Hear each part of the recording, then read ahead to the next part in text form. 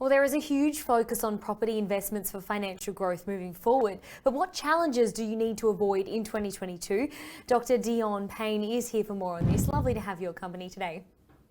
Thank you. It's really lovely to be here. Now, what problems do investors face when it comes to finding ethical property investments? Yeah, sure. Well, number one, investors want to make money. So investing in a way where they're not going to make money because they're investing in something just for the sake of somebody else. That's not something that they want to do. Their investments definitely have to make money. But investors also want to be part of the solution to the challenges that they see in the housing market. So um, the housing boom has made property very unaffordable. There's increasing levels of homelessness, particularly in young women and children, and older women over 55 as well. So a lot of people see that and just think, I don't know what to do. I don't know how I can actually help. And also, people realise that the investments that they do have, they're not investing in alignment with their values. So that for them is a really big problem. What are some solutions for these problems that people are facing? They're obviously very common problems at the moment. What are the solutions to that?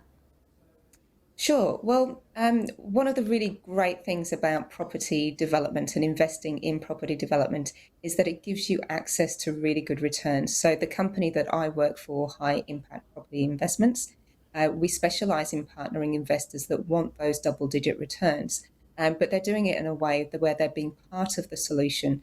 They're actually building or contributing to building homes that provide affordable housing, sustainable housing, build resilient communities, and also build homes for people with disabilities as well. People want to thrive, and people want to see other people thriving as well. So this is really being part of the solution. And the beautiful thing about it is that everybody wins. Investors win because they get really great returns. End users, whether they be home buyers or tenants, they win because they've got safe, secure, and affordable homes. And the developers win as well. For them, it's about leaving a legacy and being part of something bigger than themselves too. Really like that point you've made there about being bigger than something than themselves and leaving a good legacy there and something to be proud of, I guess, because there's a bigger picture here. How do you ensure that your investments, I guess, are successful using the ethical framework? Yeah, sure. Well, I developed the ethical framework. I've been in the property development industry for about 8 years now, and also been able to harness the wisdom of a lot of developers that are way more experienced than myself as well. And what I've come up with is that if you break down the word ethical, and so E is for experience. So if an investor comes on board, they need to know the level of experience that they have. And if they don't have that experience, then they really need to be educated. Looking at the developer's track record as well is really important. I mean, property goes in cycles. So we have boom periods, which is what we're experiencing right now.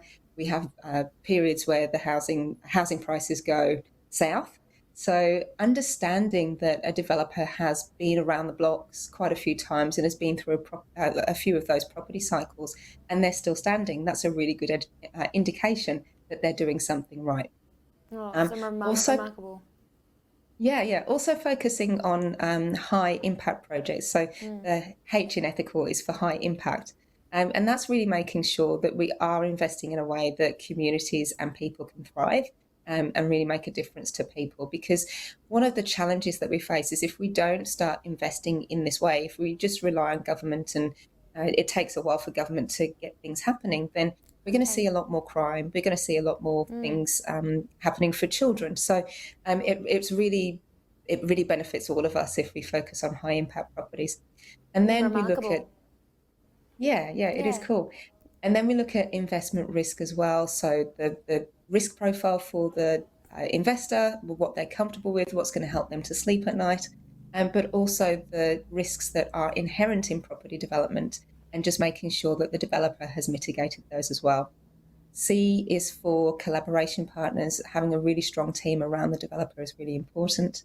A is for aligned values. I don't know about you, but I've had a few experiences where I've worked with people and realised that our values aren't aligned, and it's actually really hard. So, and then L is for legacy, and working with people, working with developers that are there for the long haul, not just throw them up and scarper, but really wanting to have something that we can be proud of as our communities and for future generations as well. So that's really the ethical framework. Yeah, super powerful for younger generations as well. Thank you for coming on. Really, really interesting and important conversation. Thank you so much.